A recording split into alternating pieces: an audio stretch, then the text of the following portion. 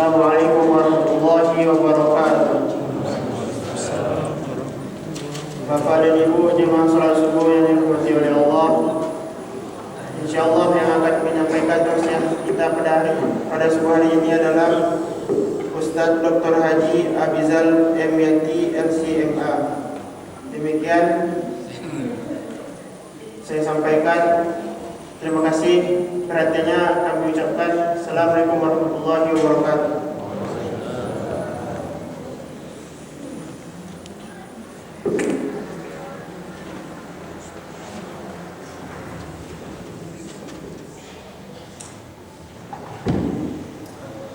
Bismillahirrahmanirrahim. Assalamualaikum warahmatullahi wabarakatuh. Alhamdulillahilladzi faddala Ramadan siyam wal qiyam. Wassalatu wassalamu ala khairil anam Muhammadin sallallahu alaihi wasallam. Amma ba'd. Hadirin kaum muslimin kaum muslimat sidang jamaah salat subuh yang dimuliakan oleh Allah Subhanahu wa taala. Alhamdulillah, kita ucapkan kepada Allah di subuh yang berbahagia ini, Allah masih memberikan kesempatan untuk kita hidup kembali setelah tadi malam kita diwafatkan oleh Allah sejenak. Ketika kita bangun dari tidur kita tadi, baik bangun ketika sahur, kita membaca doa Alhamdulillahilladzi ahyana ba'da ma amatana. Segala puji bagi Allah yang telah menghidupkan kami kembali yang tadinya itu kami dimatikan. Tentu nikmat nyawa ini Bapak Ibu hadirin shaimin shaimat rahimakumullah sangatlah penting dan paling berharga. Bila nyawa ini ditarik oleh Allah, tentu kita tidak bisa berbuat apa-apa lagi. Dan banyak orang-orang dalam kubur itu berangan-angan untuk dikembalikan ke dunia ini. Rabbi farji'na na'mal salihan inna kunna muqinun. Ya Tuhan, kembalikan kami ke bumi, hidupkan kami kembali. Mereka menginginkan agar mereka hidup kembali, dan kami yakin akan beramal saleh. Ini penyesalan bagi orang-orang yang telah wafat. Alhamdulillah, tentu kita masih sadar, masih dalam keadaan terjaga dan terbangun, dan kita juga diberikan kesempatan oleh Allah untuk senantiasa beribadah kepadanya. Mudah-mudahan amal saleh yang kita lakukan ini diterima oleh Allah, dan hendaknya kita mendapatkan pahala di sisi Allah Subhanahu wa taala. Salawat beruntaikan salam tak lupa kita sampaikan kepada Rasul junjungan alam Muhammad sallallahu alaihi wasallam. Syafaatnya amat kita harapkan di hari kemudian kelak. Nabi ada hadis khusus doa untuk kita bersama yang hari ini salat subuh secara berjamaah. Nabi menyebutkan Allahumma arham ummati fi bukuriha. Ya Allah, berikanlah rahmat, berikanlah kasih sayang kepada umat yang dimana mereka itu bangun di waktu pagi dan mereka bersegera untuk menunaikan salat subuh. Jadi orang yang salat subuh itu Bapak Ibu rahimakumullah, ini sudah lama didoakan Nabi. Kalau dia nggak salat subuh berarti nggak dapat doa ini. Nah, beruntunglah kita karena kita termasuk orang-orang yang terjaga, terbangun. Dan banyak orang, mohon maaf kita sampaikan, habis makan sahur dia tidur lagi, dan dia tidak bangun-bangun, tak tahu kapan bangunnya. Dia puasa tapi subuh dia tinggalkan. Tentu ini menjadi sesuatu yang merugikan. Begitu juga ada hadis Nabi yang menyebutkan man shalat subha fi jama'atin fa huwa fi dhimmatillah. Barang siapa yang menunaikan salat subuh secara berjamaah itu, maka dia berada dalam naungan Allah. Allah jaga kita, Allah pelihara kita sampai nanti kita pulang kembali ke rumah kita masing-masing. Dan ini kita berharap pahala-pahala ini, kebaikan-kebaikan ini kita akan dapatkan di hari kemudian kelak. Bapak Ibu rahimakumullah, kita alhamdulillah sudah mengupayakan untuk menjadi orang baik, orang yang beramal saleh. Namun ada dua hal yang harus kita hindari. Dua hal ini menjadi pembatal daripada amal saleh kita. menjadi penghapus kebaikan-kebaikan kita. Kalau ada dua hal ini, maka sholat yang kita lakukan itu menjadi hilang pahalanya. Sedekah yang kita lakukan itu menjadi hilang pahalanya. Puasa Ramadan yang kita lakukan itu menjadi sia-sia. Bacaan Quran yang kita baca itu menjadi sia-sia. Dan tentu Bapak Ibu rahimakumullah, kita senantiasa setiap hari terus memperbaiki diri dan belajar. Apa dua hal yang dapat membatalkan amal itu sehingga pahalanya menjadi hangus? Yaitu adalah ar-riya was sum'ah. Riya dan sum'ah. Nah, ini dua hal pembahasan kita pada subuh yang singkat ini, yaitu riya dan sum'ah. Riya yang pertama sekali disebutkan oleh Nabi Muhammad SAW dalam hadis sahih, inna akhwafa ala ma akhafu alaikum asyirkul asghar. Qalu ya Rasulullah wa masyirkul asghar? Qala ar-riya. Ini Nabi menyebutkan sesungguhnya yang paling aku takutkan di antara sesuatu yang memang sangat aku khawatirkan terjadi kepada kalian, kata Nabi, itu syirik kecil. Syirik kecil. Lalu para sahabat itu bertanya, wahai Rasul, apa itu syirik kecil? Maka Nabi menyebutkan apa? Syirik kecil itu adalah ar-riya, yaitu riya. Nah, ini Bapak Ibu rahimakumullah, kalau kita ceramah habis subuh, apalagi tadi habis sahur ya, di jamaahnya itu semuanya khusyuk mendengarkan. Nah, sebab ya begitu ya, nah, tunduk dan khusyuk. Nah, ini apa namanya, tipe pendengar ceramah subuh. Apalagi seandainya lurus-lurus saja ceramah, ya khusyuk terus ya. Sehingga ada istilah itu astuti, asal tunduk tidur ya. Nah, sehingga penceramah itu ya tinggal sendiri dalam apa namanya, ceramah. Jadi bukan saya menyinggung, kasih tahu aja gitu ya. Nah, saya lihat senyap sekali di dalam ruangan ini. Ini menandakan khusyuk mendengarkannya. Bapak Ibu rahimakumullah, syirik, ini syirik kecil. Kalau syirik besar, alhamdulillah kita nggak ada melakukannya. Kita tidak ada pergi menyembah berhala, tidak ada pergi ke dukun, ya, tidak ada berbuat sihir, alhamdulillah tidak ada. Nah, tapi dalam ibadah kita terkadang kita menyelipkan dengan riya itu. Apa itu riya, Bapak Ibu rahimakumullah? Yura'una an-nasa fi ibadatihim. Mereka menampak-nampakkan kepada manusia akan ibadahnya. Ini ibadah, riya itu berkaitan dengan ibadah, bukan berkaitan dengan hal lain. Nah, kalau kita menampakkan uang kita, itu bukan riya. Ya, itu pamer, lain lagi. Menampakkan kekayaan kita, nampakkan mobil baru. Nah, ibu-ibu nampakkan emas gelang baru, nah, itu bukan riya, tapi itu lain lagi nanti babnya. Riya itu punya hubungan dengan ibadah. Sholat, ketika dia sholat, Bapak Ibu rahimakumullah, di masjid misalnya, lalu dia kemudian apa namanya, dia perbaguskan gerakan sholat. Kalau dia sholat sendiri di rumah, nggak seperti itu.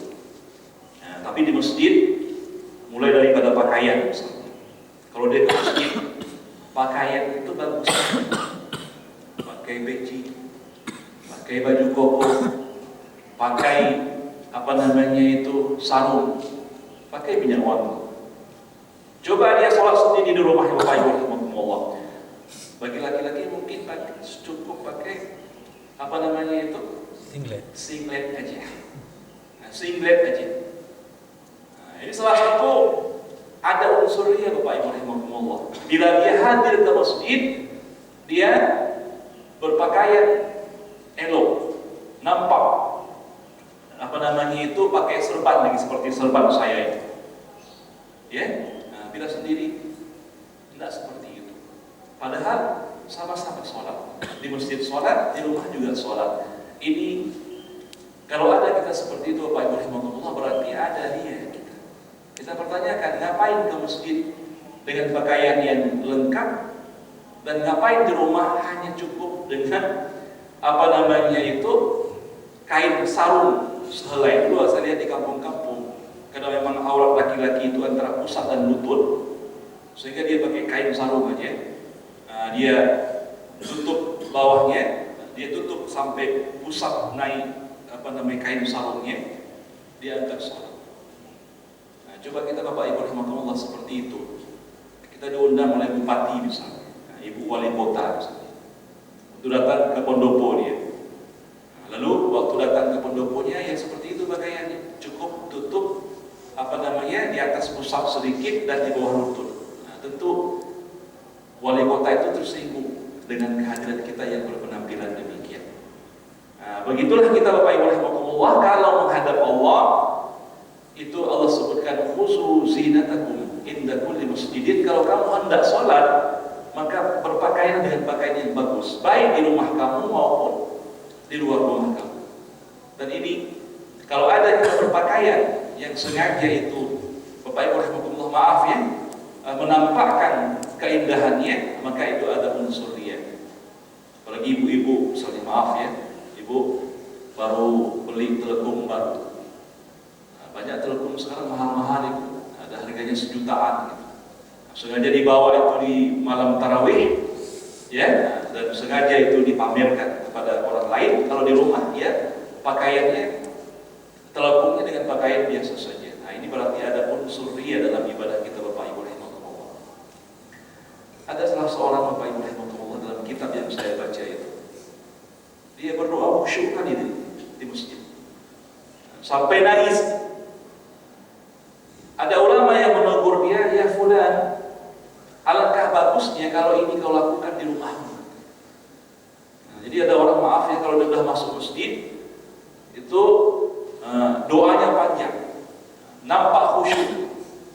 Jangan nampakkan Bapak Ibu rahimakumullah, karena memang ya di sini riya itu sebenarnya hubungan dengan hati. Ada amal-amal tertentu yang kita itu tidak bisa untuk kita sembunyikan. Sholat kita berjamaah ini, kita tidak bisa sembunyikan, menampak oleh orang lain. Tetapi jangan dipoles-poles. Nah, itu yang membuat riya itu. Kalau dipoles, ya, nah ini yang dapat menghilangkan amal saleh kita. Seperti tadi, mulai daripada pakaian sampai kepada gerakan sholatnya. Karena orang Nabi takbirnya pun mantap, Allahu Akbar. Kalau di rumah, Allahu Akbar. Nah, biasa aja gitu, Bapak Ibu rahimakumullah. Nah, ini hati-hati Bapak Ibu rahimakumullah, bahwa riya itu kita tahsin namanya, memperindah-indah, memperelok-elok, ya, di hadapan orang ramai terhadap ibadah yang kita lakukan. Nah, ini seperti sholat ini kita nggak bisa sembunyikan, ya kan? Nggak bisa kita sembunyikan. Kita hadir ke masjid, bagaimana kita sembunyikan? Apakah kita tutup wajah supaya orang nggak tahu kita sholat berjamaah? Nah, maka letaknya ada pada niat kita masing-masing, bahwa kehadiran kita bukan untuk mencari perhatian orang lain, bukan untuk mendapat pujian dari orang lain, bukan untuk ya kita mendapatkan semacam ada reward, ya, ataupun penghargaan yang diberikan orang kepada kita, semata-mata karena Allah Subhanahu wa Ta'ala. Begitu pula kita lihat di bulan Ramadan ini ada orang yang suka baca Quran. Kadang di masjid, Bapak Ibu rahimakumullah, dia baca dengan suara yang tinggi misalnya. Dia bagus-baguskan suaranya, maaf. Kalau ada unsur dia memperdengarkan itu kepada orang lain, nah itu termasuk riya. Ya, apalagi ini tadarus Quran misalnya malam-malam. Tadarus itu sebenarnya untuk siapa? Apakah untuk sesama orang tadarus atau untuk orang luar di luar masjid itu? Sebenarnya tadarus itu artinya saling belajar. Itu untuk orang internal. Kalaupun nggak dikeluarkan mic-nya keluar, itu nggak ada apa-apa. Seharusnya tadarus itu proses orang itu di mana dia saling memperbaiki bacaan. Kalau ada yang salah, maka kemudian kawan yang lain itu mengatakan stop. itu ada salah tajwid sedikit, maka dia perbaiki, ada tahsin. Nah, sementara kita lihat tadarus di kalangan kita ini, apalagi kalau sudah ngumpul, nah itu sudah saling tarik suara. Mungkin dia bangga dengan apa yang dia baca, dan ini sangat membahayakan Bapak Ibu rahimahumullah. Maka riya ini dapat menghapus amal soleh kita. Begitu pula dengan sedekah. Nah, sedekah itu sebenarnya sedekah Bapak Ibu rahimahumullah disebutkan yang paling tinggi di sedekah itu apa? Ma tunfiqu yaminuhu la ta'lam shimaluhu. Apa yang disedekahkan oleh tangan kanannya, itu tangan kiri nggak tahu. Bisa nggak kita sedekah, Pak? Bu, waktu kita sedekah, tangan kanan sedekah, tangan kiri kita nggak tahu. Maksudnya apa? Bukan berarti waktu lewat tong itu kita masukkan duit ke dalam tong, kita sembunyikan tangan kiri. Nah, bukan itu maksudnya. Kalau bisa kita sembunyikan. Kan sering Pak, kalau lewat tong kan, kalau uangnya 2.000 kita tutup dengan apa namanya? Dengan tangan. Waktu masukkan uang dalam tong. Karena isinya 2.000. Kalau 50.000 nggak ditutup tuh, masukkan terus. Nah, jadi dibuka lagi di depan orang dompetnya misalnya. Ini hati-hati bahwa sedekah itu kalau seandainya kita pamerkan, ya kita nampakkan kepada orang lain, maka sedekah itu Bapak Ibu rahimahumullah tidak berguna apa-apa. Oleh karena itu sedekah ini ya harus betul-betul karena Allah Subhanahu wa taala. Ada sebagian tempat itu ya, ini ada dua. Karena ada juga pengurus masjid itu menyebutkan nama orang yang bersedekah. Misalnya Abdullah, dia setelah bersedekah 10 sak semen. Enggak apa-apa dituliskan namanya. Tetapi ikhlas dalam hati itu harus betul-betul ada dalam mampu dia menjaga. Ada orang protes, Pak kon nanai dulu nah sedekah. Saya ada sedekah, kenapa nama saya tidak ditulis dalam papan itu katanya. Nah, maka sebagian orang juga membuat dia hamba Allah untuk menjaga keikhlasan tadi. Hamba Allah dia tulis. Dan belum tentu orang yang menulis hamba Allah itu terlepas dari namanya riya. Hati-hati Bapak Ibu rahimahumullah. Ada lagi ujub nanti. Ini saya tulis nama saya hamba Allah. Lihat sedekah saya kan hamba Allah. Yang lain tulis nama saya sendiri hamba Allah. Ini saya yang paling ikhlas misalnya. Nah itu juga bahaya sekali. Nah, maka oleh karena itu niat itu ya ada dalam hati kita, dan riya itu Bapak Ibu rahimahumullah itu mudah sekali orang bisa terpeleset ke dalam riya kalau seandainya dia tidak berhati-hati. Maka hindari riya ini, dan kalau ada orang riya, maka Bapak Ibu rahimahumullah amalnya itu tidak berguna apa-apa. Sama saya seperti saya berceramah hari ini. Bila saya berceramah, tujuan saya apa? Memamerkan kepandaian ilmu saya. Itu nggak ada pahala saya. Makanya Umar bin Abdul Aziz, Bapak Ibu rahimahumullah, ketika dia berbicara, di tengah asyik dia berbicara, lalu dia menghentikan pembicaraan. Ya, kenapa? Lalu ada yang bertanya, kenapa wahai Umar bin Abdul Aziz engkau menghentikan ceramahmu di tengah-tengah orang sedang asyik mendengarkan ceramahmu? Tadi saya melihat orang itu semuanya terpesona dengan isi ceramah saya, dan muncul dalam diri saya ini kebanggaan, muncul dalam diri saya ini sifat riya, supaya orang suka mendengarkan apa yang saya ungkapkan. Maka kemudian saya menghentikan itu. Nah, maka seandainya nanti saya ada nggak lanjutkan lagi ceramah ini, berarti apa? Nah, berarti saya khawatir kalau seandainya saya itu pamer terhadap ceramah saya. Nah, jadi Bapak Ibu rahimahumullah, itulah Umar bin Abdul Aziz.